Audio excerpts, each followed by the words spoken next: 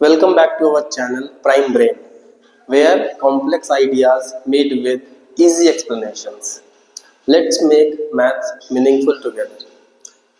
तो dear students, last class में हमने जहाँ ख़त्म किया था वहाँ से आगे कंटिन्यू करेंगे और उसके आगे कंटिन्यू करने से पहले कुछ दो चार एग्जांपल्स ऐसे हैं जो हमें रिकॉल करना चाहिए।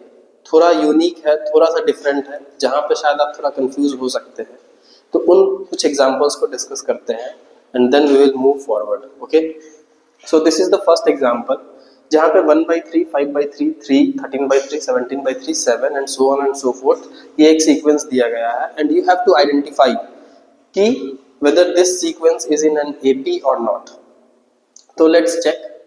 तो चेक करने के लिए मैंने क्या बताया था कि एपी में है तो ये चेक करना है हमें। इसके लिए कॉमन डिफरेंसेस देखने होते हैं।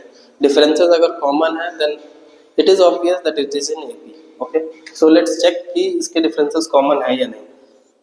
5/3 माइनस 1/3 अगर हम ये करते हैं तो we will get 4/3 means this is A2, this is A1, this is A3, this is A4। तो A2 minus A1 is 4/3, that's okay. Okay, इसके बाद अब हम चेक करते हैं A3 माइनस A2 भी क्या 4/3 आ रहा है। अगर yes, if the answer is yes then it means that we can assume that yes it is in AP. So let us check 3 minus 5/3. So we will get 9 minus 5/3, that is 4/3. Here you can see A2 minus A1 is 4/3. A3 minus A2 is also 4/3. Although ये जो sequence आप देख रहे हैं, इस sequence को directly देख करके बता पाना थोड़ा सा लिटिल बिट डिफिकल्ट हो सकता है क्योंकि यहाँ 5/3 के बाद 3 लिखा हुआ है। लेकिन आप इसी चीज को अगर ध्यान से देखेंगे, इस 3 को क्या हम ऐसे लिख सकते हैं, 3 can also be written by 9/3, right. तो 5/3 के बाद 9/3, then 13/3, then 17/3, then this can be written as 21/3।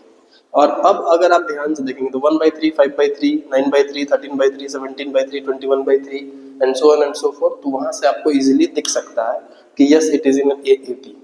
But थोड़ा सा कंफ्यूज करने के लिए यहाँ बीच में 3 और 7 डाल दिया गया है ताकि आप थोड़ा सा उसमें कंफ्यूज हो जाए। तो you need not to confuse. Okay, just stick to the basics. जो बेसिक्स पे दिया गया है, जो बेसिक्स में फंडामेंटल्स जो मैंने बताया है, that differences should be common. अगर आपको ये समझ में आ रहा है then you can easily find it out. Okay, now let's move to another example. This one 0.2, 0.22, 0.222 and so on. Again same thing, you have to just check the differences whether the differences are common or not. तो 0.2 और 0.22 इन दोनों के बीच का अगर आप differences find करने की कोशिश करेंगे, ये है A1, ये है A2, ये है A3, ये है A4। If you want to find the difference A2 minus A1, you will get 0.22 minus 0.2, 0 you can say, so it will be 0.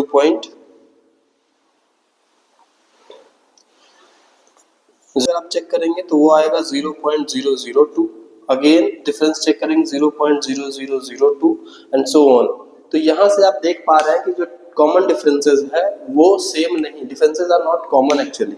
ठीक है, डिफरेंसेस वैरी कर रहे हैं और अगर डिफरेंसेस वैरी कर रहे हैं it means it is not in AP. This is not in an AP, this is in AP. ये एपी में था, ये नहीं है। Okay, now let's move to the another example.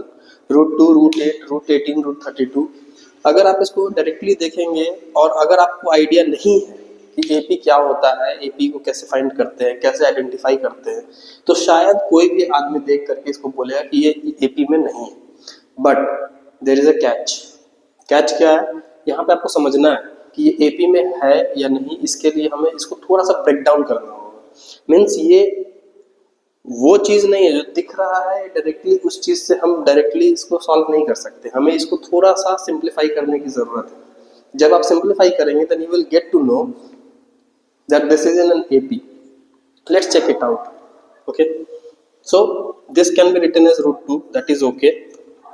Okay, √8 इसको हम कैसे लिख सकते हैं? अगर आप ध्यान से देखेंगे तो it can be written as √4 into 2।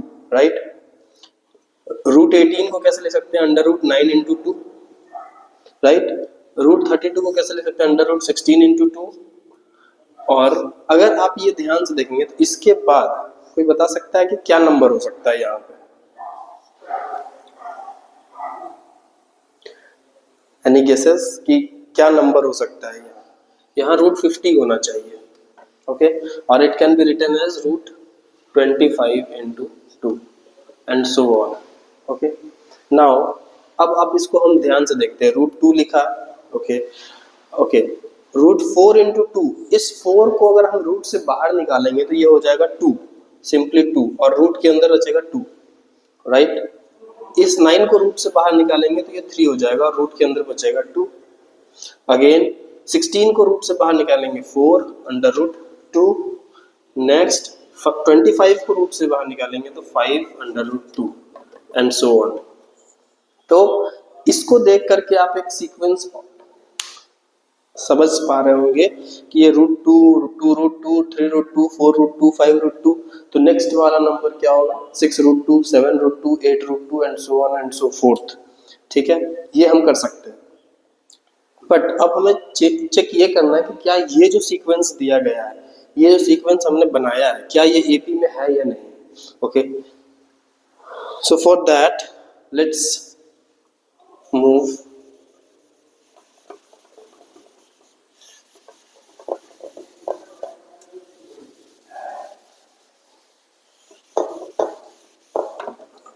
इसको समझते हैं कि अब ये जो हमारा नया सीक्वेंस आया root 2, 2 root 2, 3 root 2, 4 root 2, 5 root 2, इसे चेक करना है कि क्या ये एपी में है या नहीं। तो डिफरेंसेस चेक करते हैं, ये A1 है, ये A2 है, ये A3, A4, A5, okay. Common difference क्या हो सकता है, A2 minus A1, okay. So A2 minus A1 is 2 root 2 minus root 2। अब बहुत से बच्चों को इसमें कंफ्यूजन होता है कि इसको सर माइनस कैसे करेंगे, सब्ट्रैक्शन कैसे करेंगे। ऑब्वियस है, ये रेशनल नंबर है, ये इरेशनल नंबर है, ये भी इरेशनल नंबर है। तो जब भी हम simply addition, subtraction, multiplication, division, ये सब चीज़ें करते हैं तो इसमें हमें ये ध्यान रखना होता है कि जो रेशनल नंबर है उसको रेशनल नंबर के साथ ऐड करेंगे, जो इरेशनल है उसको इरेशनल के साथ करेंगे। तो यहाँ पे क्या है, अब हम चेक करते हैं, ये दो टर्म्स दिए गए हैं, 2 रूट 2 और रूट 2, इन दोनों टर्म्स में से कॉमन क्या है, हमारे पास कॉमन रूट 2 दिख रहा है, तो रूट 2 को कॉमन निकाल लिया, तो यहाँ पे क्या बचा, रूट 2 के साथ हमारे पास 2 बच रहा है माइनस, यहाँ पे रूट 2 के साथ कुछ भी नहीं है तो ये हम 1 कंसिडर करेंगे, this will be 1। So the answer would be 2 minus 1 is 1 into root 2, that is root 2। ये A2 माइनस A1 हमने निकाला है root 2, okay. Now let us check A3 minus A2 क्या होगा। A3 minus A2 again 3 root 2 minus 2 root 2, यहाँ से common क्या निकालेंगे, रूट 2, और ये क्या हो जाएगा 3 minus 2, that would be again, ये फिर से क्या आ रहा है, रूट 2 आ रहा है। इट मीन्स कि अब बहुत पॉसिबिलिटी है, बहुत चांसेस हैं कि ये जो सीक्वेंस दिख रहा है वो हमारा एपी में होगा, okay. Now let us again check A4 minus A3, A4 minus A3 again you can check 4 root 2 minus 3 root 2, okay। It is simple, root 2 है तो root 2 को बाहर करते हैं तो 4 minus 3 बचेगा, this will be again root 2। So here you can find it कि differences are common and hence the given sequence is in AP, in an AP। ये सीक्वेंस जो गिवन था ये एपी में था, राइट। अब इसी तरह का एक और क्वेश्चन है जो कि हम लोग डिस्कस करते हैं, एंड आई होप कि आप इस क्वेश्चन को बहुत इजीली सॉल्व कर पाएंगे और इजीली आइडेंटिफाई कर पाएंगे जो सीक्वेंस दिया गया है वो एपी में है भी या नहीं, okay. So this would be our last question in this topic, okay। So the question is root 3, root 6, root 9, root 12, root 15 and so on। अब हमें अगर इसे चेक करना है कि क्या ये एपी में है या नहीं, तो इसे कैसे चेक करेंगे। तो ये हमारा A1 है, A2 है, A3 है, A4 है, A5 है। अगेन सेम थिंग, हमें डिफरेंस चेक करना है, common difference would be a2 minus a1 √6 minus √3। और अब इसे चेक करने के लिए a2 माइनस a1 करने के लिए अब आप ये कह सकते हैं कि सर 6 को भी तो 3 इंटू 2 लिख सकते थे, 9 को भी 3 इंटू 3 लिख सकते थे, 12 को भी 4 इंटू 3 लिख सकते थे, बिल्कुल लिख सकते थे। तो पहले वही चेक करते हैं, हम इसे सिंप्लीफाई करने की कोशिश करते हैं और उसके बाद चेक करेंगे कि क्या हम ऐसा कुछ कर सकते थे क्या। यहाँ √3 है राइट, इसको हम क्या ले सकते हैं √2 इंटू 3, इसको क्या ले सकते हैं √3 इंटू 3, इसको क्या ले सकते हैं √4 इंटू 3, इसको √5 इंटू 3 और इस तरह से हम लोग ले सकते हैं। अब ज़रा चेक करते हैं, ये तो √3 रहेगा, इसको भी √3 बनाना, इसको क्या मैं ऐसा ले सकता हूँ √2 इंटू √3, ओके, इसको ले सकते हैं √3 इंटू √3, ठीक है, इसको ले सकते हैं √4 इंटू √3 राइट, और इसको √5 इंटू √3। हम ऐसा ब्रेक कर सकते हैं, ये स्क्वायर रूट्स आपने क्लास 8 में पढ़ा होगा, उसमें ऐसा चीज़ बताई गई थी कि if both the numbers are positive, अगर दोनों नंबर्स रूट के अंदर में पॉजिटिव है तो हम इसको इस तरह से लिख सकते हैं, इट इज़ ईजी, ओके। अब हम ऐसा लिख सकते हैं, ओके। अब मैंने ये √3 क्यों लिखा, क्योंकि इसके पहले वाले एग्जाम्पल में भी √2 लिखा था, ताकि हम कुछ जब सब्ट्रैक्ट करेंगे तो कुछ कॉमन बाहर निकल सके राइट, और कुछ कॉमन बाहर निकल सके और हम उसमें से डिफरेंसेस को कॉमन दिखाने की कोशिश कर सकें। वही सेम चीज़ यहाँ पे भी हम करने की कोशिश कर रहे हैं, लेट्स सी क्या होता है।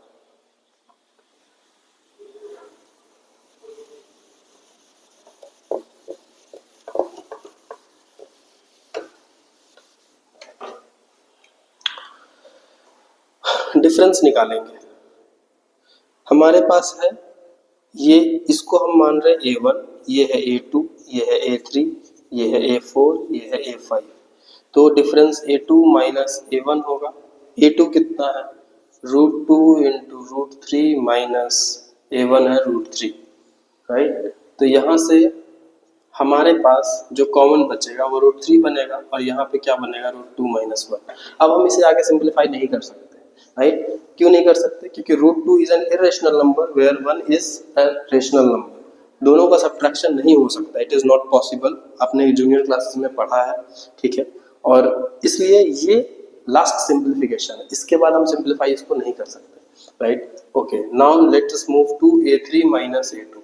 अब हम चेक करेंगे कि क्या a3 माइनस a2 भी यही आएगा, अगर यही सेम चीज आएगा it means that is okay, तब हम कह सकते हैं कि जो सीक्वेंस गिवन है ये AP में है राइट। तो a3 is √3 into √3 minus a2 is √2 into √3। अब यहाँ से आप देख के देखें √3 कॉमन है, √3 इज कॉमन, सो √3 माइनस √2। अब आप चेक करो, यहाँ √3 है, यहाँ भी √3 है, दैट इज ओके, बट यहाँ √2 है, यहाँ √3 है, -1 minus √2, so the differences are not same, it is obvious, very obvious दिख रहा है कि ये दोनों जो नंबर्स हैं, दोनों जो वैल्यूज हैं वो डिफरेंट हैं, ठीक है। And since the differences are different, okay, hence we can say that this is not in an AP, not in an AP। कर दिया। नाउ अब हम लोग जो हमने लास्ट क्लास में डिस्कस किया था, मैंने बताया था कि कुछ वर्ड प्रॉब्लम्स के टर्म्स में भी ये दिया जाता है आइडेंटिफाई करने को कि वेदर द सिचुएशन, जो सिचुएशन दिया गया है कि क्या वो एपी में फॉर्म होगा या नहीं होगा, okay. So here are some problems we will discuss, these problems are given in your NCERT textbook also, okay। so we have to first of all understand the word problem, पहले हमें word problem को समझना है और उसके basis पे हमें एक सीक्वेंस फॉर्म करने की कोशिश करनी है, और जब आप वो सीक्वेंस बना लेंगे तो चेक करना है कि क्या वो सीक्वेंस एपी में आ रहा है या नहीं आ रहा है। और हमने अभी सीखा है कैसे आइडेंटिफाई करते हैं सीक्वेंसेस को कि whether they are in AP और नॉट, ओके।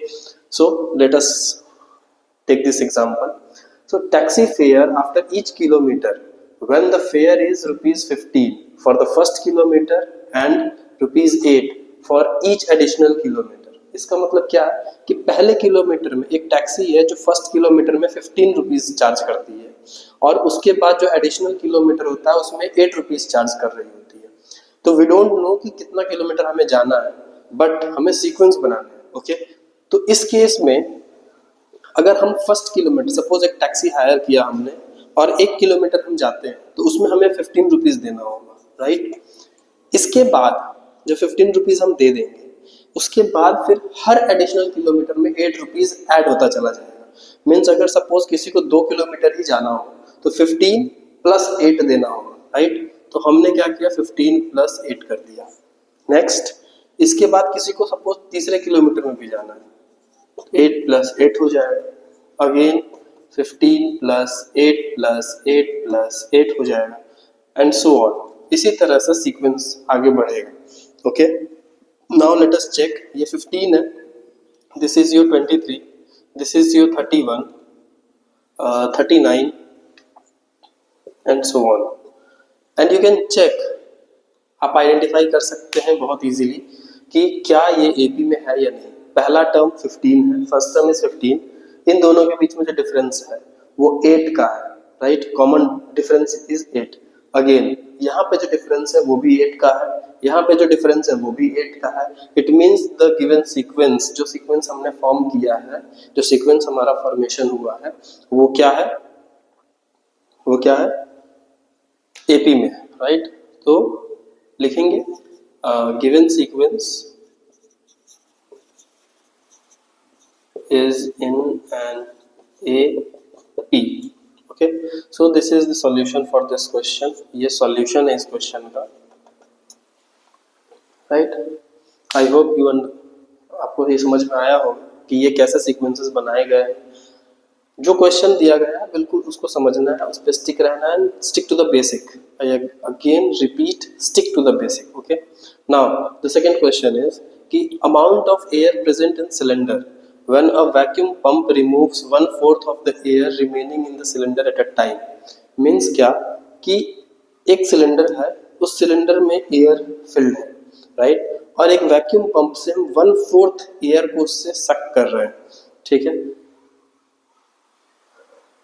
तो हमें एक सीक्वेंस बनाना है जिसमें 3/4 एयर हमेशा उसमें बचा रहे, ठीक है। मतलब अभी सपोज फर्स्ट टाइम में अगर 100 है तो 100 का 3/4 air, that is 75 cubic centimetre या क्यूबिक मिलीमीटर या क्यूबिक मीटर, जो भी है वॉल्यूम में, वो उसमें होना चाहिए। तो लेट से कि अगर एक सिलेंडर में एयर है तो उसको हम वॉल्यूम से डिनोट करेंगे, वॉल्यूम से दिखाएंगे। तो हम मान लेते हैं कि इनिशियली उस सिलेंडर में V वॉल्यूम था, राइट, और इसके बाद जब हम 1/4 वॉल्यूम को सक कर लेंगे तो हमारे पास कितना बचेगा। टोटल वॉल्यूम V है, उसमें से 1/4 अगर सक कर लिया तो बचा क्या, V वॉल्यूम है, उसमें से 1/4 को सक कर लेंगे, मीन्स V/4 वॉल्यूम को हटा दिया गया, तो हमारे पास रिमेनिंग वॉल्यूम बचेगा 3V/4, राइट। तो हमारे पास ये क्या बचेगा, 3V/4, राइट। इट मीन्स कि अब हमें आगे भी चेक करना हो, जब इसमें से भी हम 1/4 निकाल लेंगे, इसका 1/4 निकाल लेंगे, तो हमारे पास इसका 3/4 बचेगा, दैट इज 3/4 V इंटू 3/4, ये बचेगा, ठीक है। इसके बाद फिर क्या होगा, 3/4 V 3/4, इसका भी 3/4 बचेगा, एंड सो ऑन। ये सीक्वेंस का फॉर्मेशन होगा, राइट। और अगर आप इसको ध्यान से देखेंगे then you will get to know कि ये एपी में नहीं बन रहा है, राइट। लाइक फॉर एग्जांपल मैं यहाँ इसको और थोड़ा डिटेल में दिखाने की कोशिश कर रहा हूँ।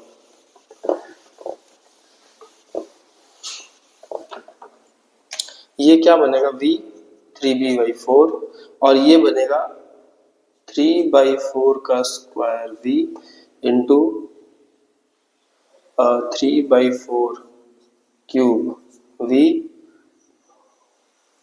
And so on and so fourth, और इस तरह से ये बनता चला जाएगा। और दिस शोज कि अब जब इसका डिफरेंसेस चेक करेंगे then you will get to know कि इसका जब डिफरेंसेस चेक करेंगे तो आपको पता चलेगा कि ये एपी में नहीं है, this is not in an AP, क्योंकि differences are not common. Okay, so this is the point. अब एक क्वेश्चन और है जो हम लोग डिस्कस करेंगे इसको, और उसके अलावा बाकी जो क्वेश्चन एनसीईआरटी में बच जाते हैं, और कहीं भी अगर आपको कोई डाउट हो then you can comment on this, then you can write it on the comment section. Okay, so this question is also there in NCERT textbook, in your NCERT textbook, और इसे भी हमें चेक करना है कि weather की जो sequence बनेगा इसमें हमें क्या वो AP में बनेगा या नहीं बनेगा. So we all know the amount of money in the account every year when rupees 10,000 is deposited at a compound interest at 8% per annum.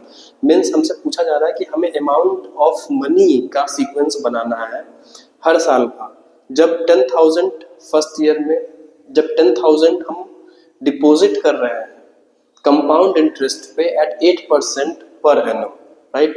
And you all know कि फॉर्मूला क्या होता है अमाउंट का, P into 1 plus R by 100 to the power n. Okay, अब to the power n का मतलब क्या, n is the time period, means जो टाइम है जो कितने साल का है, 1 year 2 year 3 year and so on and so forth. Okay, so in that case अगर हम अमाउंट की बात करें तो फर्स्ट ईयर का जो अमाउंट होगा P is the principal amount, और P क्या है 10,000, that is the principal amount. R is your rate, this is your rate of interest. Okay, 8% is your rate of interest. तो हियर यहाँ हम लिखेंगे P is 10,000, R is rate of interest,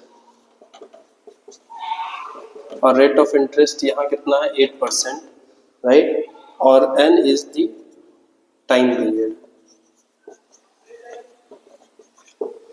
ठीक है, means in years ऐसा लिख सकते हैं, इन ईयर्स, बिकॉज ये पर एनम के बारे में डिस्कस करना चाह रहा है. तो इसका जो हमारा सीक्वेंस बनेगा वो कुछ यूँ बनेगा कि 10,000 into 1 plus 8/100 to the power 1, ये फर्स्ट ईयर के लिए है. ओके, इसके बाद सेकेंड ईयर के लिए 10,000 into 1 plus 8/100 to the power 2, ये 2 साल के लिए. फिर 10,000 into 1 plus 8/100 to the power 3 and so on. इस तरह से हमारा सीक्वेंस बन रहा होगा जैसा क्वेश्चन दिया गया है उस बेसिस पे. अब आप इसको बहुत इजीली देख करके समझ सकते हैं कि ये वैल्यू जो है, ये वैल्यू पावर में बढ़ रही है, ठीक है, एक्सपोनेंशियली बढ़ रहा है. तो ऑब्वियस है कि इन दोनों के बीच का जो डिफरेंसेस होगा वो कॉमन नहीं होगा, and hence we can say that this is not in an AP. The situation given in the question is not in an AP. So you can write it down, not in an AP. अगर आपको अभी भी doubt है then you can check it out. इसको solve कीजिए, इसको solve कीजिए, दोनों को सब्ट्रैक्ट कीजिए, राइट. देन इसको सॉल्व कीजिए, इसको सॉल्व कीजिए, दोनों को सब्ट्रैक्ट कीजिए, you will not get the same difference. Okay, and from there you can easily find it out कि yes, this is not in an AP. Okay. So this is all about identification of the sequence, whether the sequence is in an AP or not, right. Now let us move to one more small topic that is related to your exercise 5.1, that is formation of an AP. AP का formation हमें अगर करना हो तो कैसे करेंगे, means sequence का formation ही अगर करने के लिए दिया जाए, आपको फर्स्ट टर्म दिया रहे, कॉमन डिफरेंस दिया रहे, तो एक्चुअली ये कोई नया टॉपिक नहीं है, ये वही टॉपिक है, बस उसको थोड़ा अलग तरीके से प्रेजेंट किया गया है, right. So let us move to that. Okay,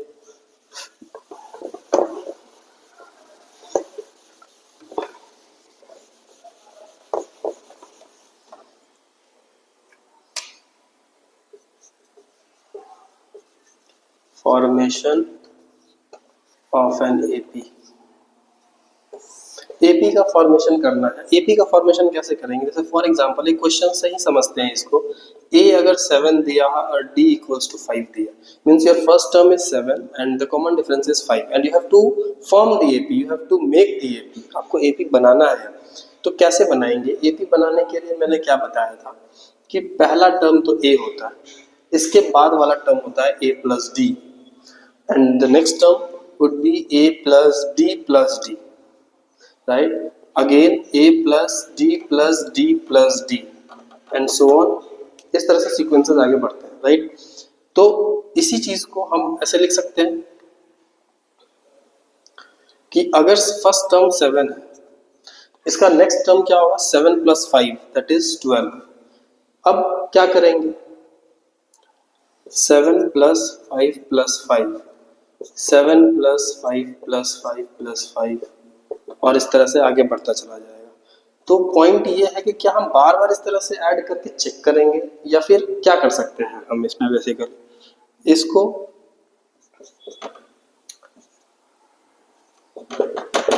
इसको समझने के लिए एकदम सिंपल सा तरीका ये है कि आपको जो फर्स्ट टर्म दिया गया है you can write it, okay, और जो डिफरेंस दिया गया है, कॉमन डिफरेंस जो डी दिया गया है 5, इसको बस प्रीवियस टर्म्स में ऐड करते चले जाना है। लाइक 7 है, इसमें हम 5 ऐड कर देंगे, कितना हो जाएगा 12, ओके, इस 12 में अब फिर से 5 ऐड कर देंगे, हो जाएगा 17, okay.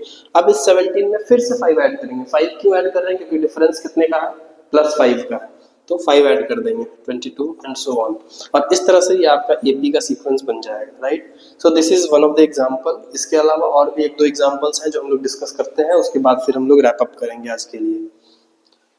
Okay, so the next example is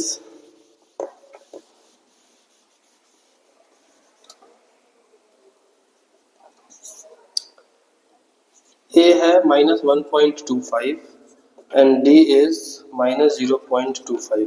यहाँ पे थोड़ा सा बच्चे कंफ्यूज हो जाते हैं। कंफ्यूज इसलिए हो जाते हैं क्योंकि यहाँ पे डिफरेंस, कॉमन डिफरेंस जो नेगेटिव है, मैंने लास्ट क्लास में डिस्कस किया है that common difference can be positive, 0 और negative, anything, okay.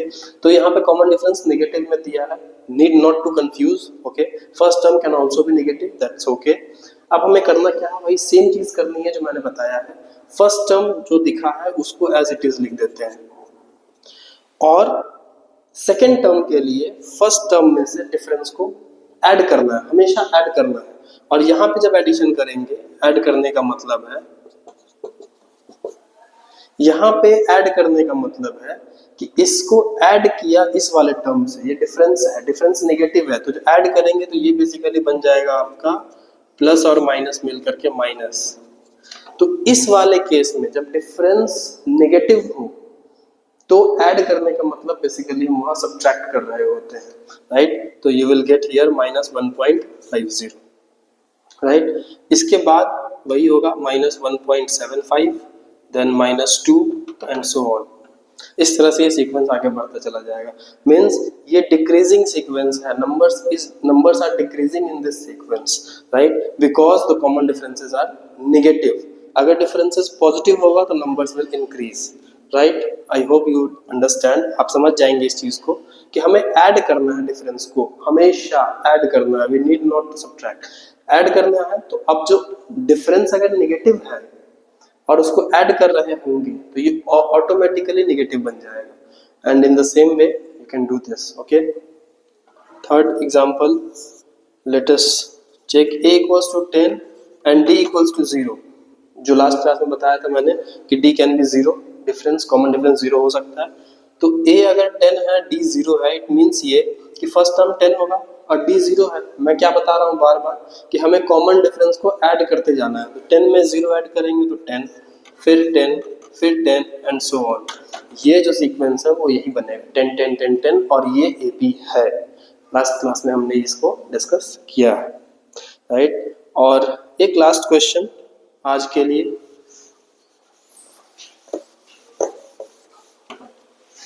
Fourth one, अगर फर्स्ट टर्म -1 है और D 1/2 है तो इसमें हम कैसे करेंगे। वही सेम चीज करना है।